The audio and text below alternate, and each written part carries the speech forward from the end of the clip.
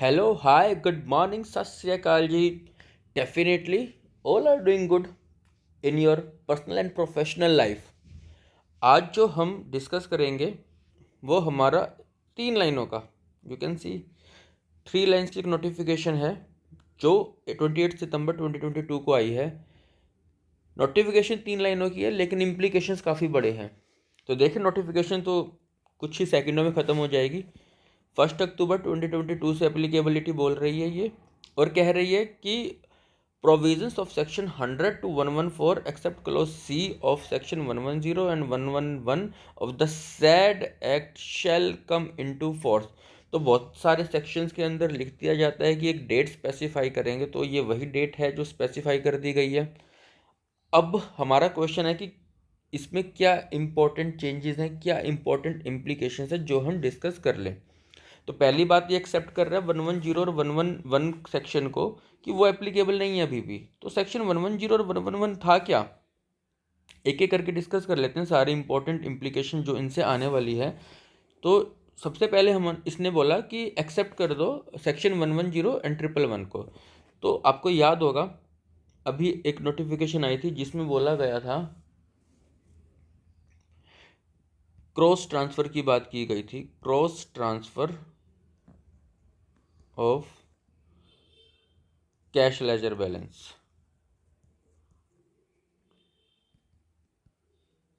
What it means कि मैं transfer कर सकता हूँ डिस्टिंक्ट पर्सन को। इट मीन्स अगर मेरी हरियाणा में ब्रांच है और एक ब्रांच मेरी दिल्ली में है, मेरे कैश लेजर में बैलेंस है या मैंने गलती से जमा करा दिया, कराना चाहिए था मुझे दिल्ली में, तो मेरा यहाँ पे बैलेंस फंस के खड़ा हो जाता था। I can not utilize this here. अब मुझे ऑप्शन दिया जाएगा कि I can transfer this funds to Delhi branch. ये होना चाहिए था, इसके लिए एक डेट आनी थी, पर अभी तक ये डेट नहीं आई है, अभी तक ये एप्लीकेबल नहीं हुआ है। तो सीधी सी बात है, हम इसके लिए भी और वेट करेंगे। ठीक है, अब बात आती है कि बाकी सेक्शंस जो एप्लीकेबल हो गए उनके बारे में ये क्या कहना चाह रहा है। सेक्शन 100 से शुरू किया इसने, तो सेक्शन 100 किस बारे में बात करता है उसकी बात कर लेते हैं। आईटीसी क्लेम करने की हमें कुछ टाइम लिमिट्स दी हुई है, आईटीसी क्लेम करने की। तो वो टाइम लिमिट्स आप सबको ध्यान होंगी अच्छे से। हम कब तक क्लेम कर सकते हैं आईटीसी क्लेम? सितंबर मंथ की, सितंबर मंथ की जो ड्यू डेट होती है आपकी रिटर्न फाइलिंग की, वो भी 3B की।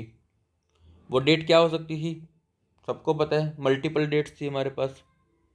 20 भी थी, 22 भी थी, 24 भी थी, या फिर मेरे पास जो मेरी एनुअल रिटर्न की बात की जाती है, एनुअल रिटर्न की डेट फाइलिंग की बात की जाती है, इन दोनों में से जो अर्लियर होगा, ये हमें सेक्शन 16(4) के अंदर बोला गया था, राइट, सेक्शन 16(4). अब यहाँ पे अमेंडमेंट आई, इन्होंने डेट बोली थी कि हम जो ये वाला पार्ट है, सिर्फ मैं इस पार्ट की बात कर रहा हूँ, इस पार्ट के लिए उन्होंने कहा कि एक स्पेसिफाइड डेट दे रहे हैं, डेट इज डेट जो अब रहेगी वो आपकी करती जाएगी 30 नवंबर, राइट। आपकी अब जो डेट होगी वो क्या हो जाएगी, 30 नवंबर। तो ये एज इट इज़ है, इसमें कोई चेंज नहीं है। तो हमारा जो सेक्शन 100 है वो अब एप्लीकेबल हो जाएगा 1 अक्टूबर से। हम आईटीसी क्लेम कर सकते हैं 30 नवंबर या date of filing of annual return whichever is earlier. तो इतनी सारी डेट्स की बजाय एक स्पेसिफाइड डेट आ गई 30 नवंबर। सिंपल सा था। इसके कोरेस्पॉन्डिंग और भी काफ़ी सारे चेंजेस किए गए, क्योंकि बहुत सारी जगहों पे ये वाली डेट यूज़ कर रहे थे हम, due date of September month return, right. जैसे हमारा सेक्शन 37 है एक, इसके कोरेस्पॉन्डिंग जो अमेंडमेंट थी वो सेक्शन 103 के अंदर बात की गई। 103 के अंदर बोला गया था सेक्शन 37 में जो डेट थी GSTR 1 की अमेंडमेंट करने की, किसकी बात की जा रही है, अमेंडमेंट्स इन GSTR 1। मतलब रिवाइज तो कर नहीं सकते लेकिन अमेंडमेंट्स तो कर सकते हैं ना। इसकी ड्यू डेट क्या रहेगी? तो इसकी ड्यू डेट भी सेम 30 नवंबर कर दी गई। वहाँ पर जो due date for September month लिखा था उसको रिप्लेस करके क्या कर दिया गया? 30 नवंबर। राइट, हमारे पास ये डेट आ गई अगेन। ऐसे ही हमारे पास था सेक्शन 102, क्योंकि सेक्शन जो अगर नोटिफिकेशन देखेंगे आप वहाँ पे आपको देखने को मिलेगा कि जो नोटिफिकेशन है वो सेक्शन 100 to 114 है। तो मैं सारे इंपॉर्टेंट इम्प्लीकेशन यहाँ डिस्कस कर दूंगा। तो सेक्शन 102 में रेफरेंस दी गई थी सेक्शन 34 की। सेक्शन 34 किसके लिए था? सेक्शन 34 में हम इशू कर सकते थे, इसमें टाइम लिमिट थी। अगेन क्रेडिट नोट्स और डेबिट नोट्स की बात की जाती थी, इनकी टाइम लिमिट्स दी गई थी। तो इन दोनों के लिए भी इशू करने की जो टाइम लिमिट है वो एक्सटेंड कर दी गई। अगेन 30 नवंबर तक ये बात चली गई। ओके, ऐसे ही 101, 102, 103। नाउ आगे हम बात कर लेते हैं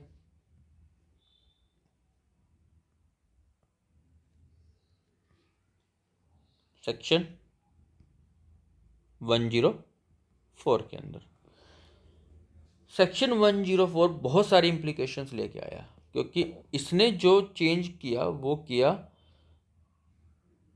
आईटीसी क्लेम करने की जो कंडीशन थी उनको। इसने कुछ नई कंडीशंस को इंसर्ट कर दिया। Section 16 of 2 subsection BA eligibility conditions की बेसिकली ये बात करता है। इसने काफ़ी सारी कंडीशंस और डाल दी, लाइक न्यू जितनी भी रजिस्ट्रेशंस हो रही हैं,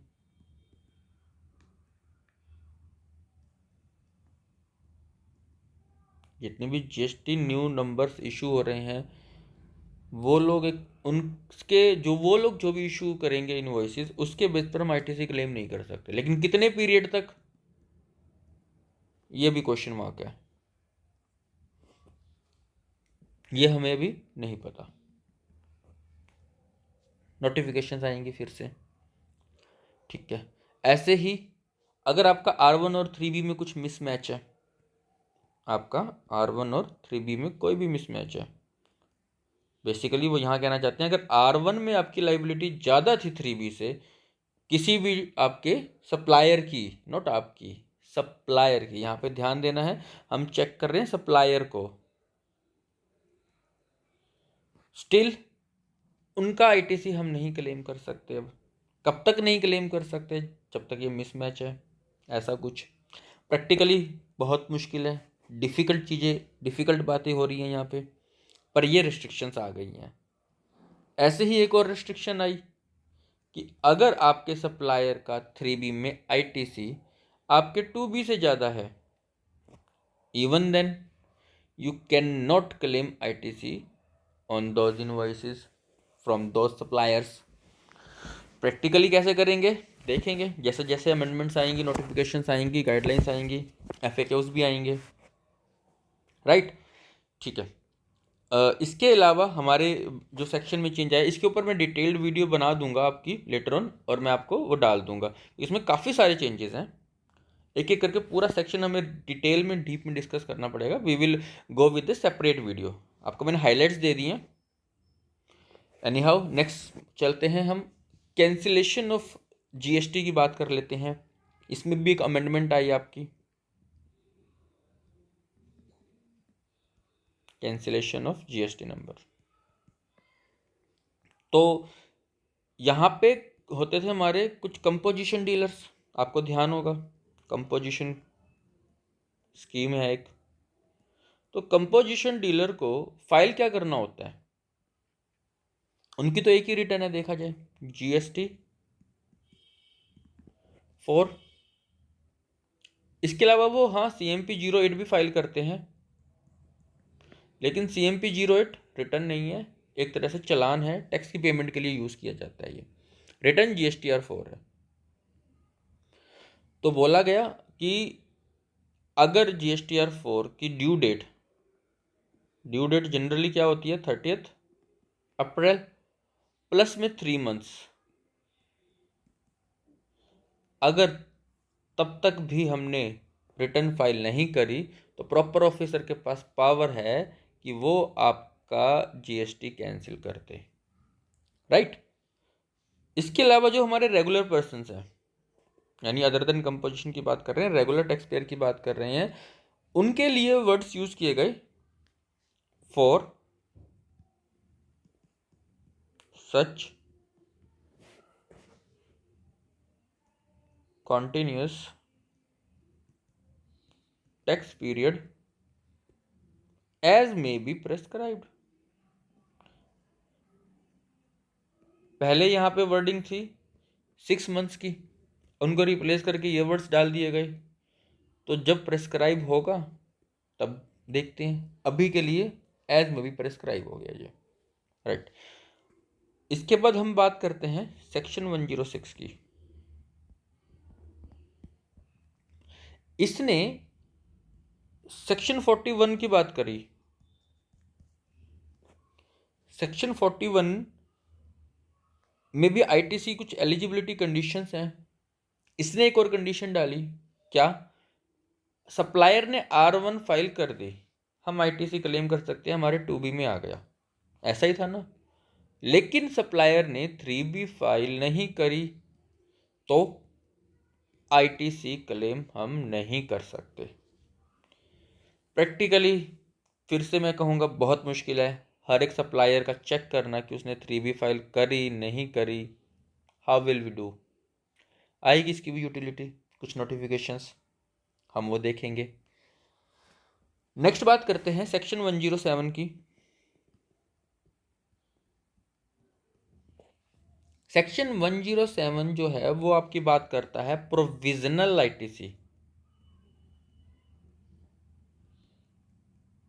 प्रोविजनल ITC का कंसेप्ट हटा दिया गया, मैचिंग वाला कंसेप्ट, रिवर्सल वाला कंसेप्ट जो इसकी वजह से दिक्कतें आ रही थी वो हटा दी गई। इसका मतलब जो 2B में आ रहा है उतना ही हम ज़्यादा से ज़्यादा क्लेम कर पाएंगे, उससे ज़्यादा क्लेम नहीं कर पाएंगे। ध्यान रखना, ये नहीं है कि जो 2B में आ गया वही क्लेम करना है, आपको अपने रिवर्सल्स, अपनी कैलकुलेशंस अभी भी करनी है। मैक्सिमम लिमिट सेट हो गई whichever is available in GSTR 2B, read with all other conditions and restrictions. So छोटी सी नोटिफिकेशन पर इम्प्लीकेशंस काफ़ी ज़्यादा हैं, ध्यान रखिएगा। सारी की सारी आपकी एप्लीकेबल हो चुकी हैं 1 अक्टूबर से। अक्टूबर मंथ में इन सब चीज़ों का आपने ध्यान रखना है। इसके अलावा आपको ध्यान होगा ई इनवॉइसिंग का भी कुछ कंसेप्ट था। ई इनवॉइसिंग के लिए बोला गया कि अब जो कहानी है हमारी ई इनवॉइसिंग की, उसके लिए जो लिमिट सेटअप करी गई date is 10 CR, 10 crore in any financial year. ध्यान रखना है यहाँ पे, in any preceding financial year, यानी 2017 से लेके 2022, 1 जुलाई 2017 से हमारा आया था और हम मार्च 22 तक के फाइनेंशियल ईयर्स की बात कर रहे हैं। इस पीरियड में अगर कभी भी आपकी टर्नओवर 10 करोड़ से ज़्यादा हो गई थी तो आपको ई इनवॉइसिंग फॉलो करनी पड़ेगी। आपको पोर्टल पे जाके अपने इनवॉइस जनरेट करने पड़ेंगे, जो भी आप B2B इनवॉइस जनरेट करेंगे। ये ध्यान रखना है, B2B इनवॉइसेस के लिए है ये। और अगर कोई हमारी थ्रेशोल्ड मान लेते हैं, एक एग्जांपल, एक चीज़ और डिस्कस कर लेते हैं। 21-22 में मेरी टर्नओवर थी 8 CR की और उससे पहले कभी मेरी 10 CR कभी नहीं हुई, राइट। तो मेरे ऊपर अभी तक तो ई इनवॉइस एप्लीकेबल नहीं है, लेकिन इन द करंट ईयर यानी मैं 22-23 की बात करूं, मेरी लिमिट क्रॉस हो गई और मेरी अब तक की सेल 12 करोड़ की हो चुकी है। क्या ई इनवॉइसिंग मुझ पे लगेगा? Answer is no. आपके ऊपर इस साल के लिए नहीं लगेगा, लेकिन हाँ 1 अप्रैल 23 से आपके ऊपर ये एप्लीकेबल हो जाएगा। तो ये चीज़ ध्यान रखनी है। ई इनवॉइसिंग 10 करोड़ की टर्नओवर। देख लेना आप किस कैटेगरी में फॉल कर रहे हैं, राइट। इसके अलावा एक और अमेंडमेंट जो पुरानी अमेंडमेंट थी वो भी मैं आपको रिमाइंड कराना चाहूँगा कि हमारा ट्रान 1 एंड ट्रान 2, इसके लिए कॉमन विंडो जो ओपन होनी है उसकी टाइम लिमिट अक्टूबर ही है। तो वो भी आप अपनी तैयारी कर लीजिए और जल्दी से जल्दी ट्रान 1 ट्रान 2 फाइल कर दीजिए। ये तो आप सबको पता ही होगा कि जो हमारी टैक्स ऑडिट रिपोर्ट है इसकी डेट भी एक्सटेंड हो चुकी है, जो 7 अक्टूबर 2022 तक। ये जीएसटी की नहीं है, इनकम टैक्स की बात कर रहा हूँ मैं यहाँ पे। एक्सटेंड हो गई है 7 अक्टूबर 2022 तक। तो अगर अभी भी कोई रह रहा है, किसी की अभी भी रह गई है, या फिर लास्ट में फाइल करते करते इन्होंने सोचा कि भाई अब तो डेट बढ़ गई है तो अपना टाइमली फाइल कर लें। तो ये सब हमने आज डिस्कस किया उस छोटी सी नोटिफिकेशन की वजह से। डेफिनेटली आपको सारी चीज़ें क्लियर होंगी। कोई डाउट होगा तो प्लीज़ कमेंट में ज़रूर बताइएगा, we will try to sort it out. Thank you so much for watching और ऐसे ही अपडेटेड रहिए।